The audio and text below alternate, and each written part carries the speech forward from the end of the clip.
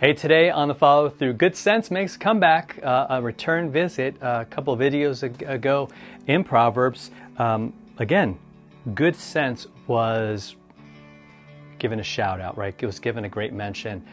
Here it is again. This is in Proverbs 16:22. Good sense is a fountain of life to him who has it, but the instruction of fools is folly, right? So good sense, man, it's like this incredible fountain of life. Now, biblically, I mean, good sense is going to be what God is saying.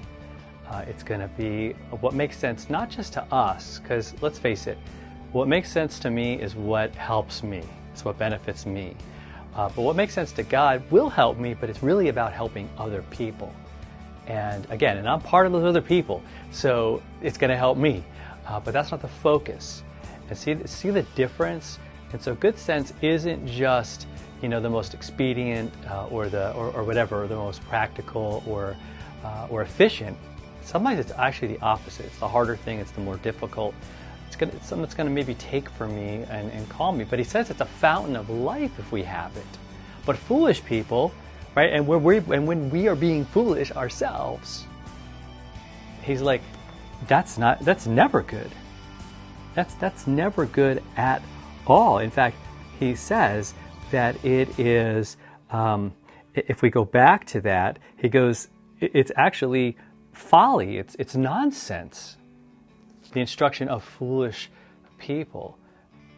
And I think that's people who are ignoring God and who are not just silly, right? It might be something that really makes sense to them, and it might make sense to a whole lot of people, but it's against God, and it really has no place.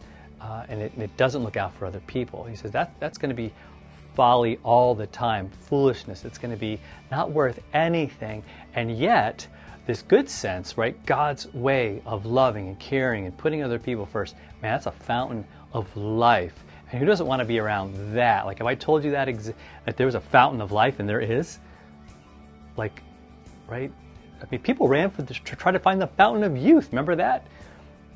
But this is real, and it's the fountain of life that God gives to us. It's His Word, and man, let's be that source of that for the people around us and for ourselves.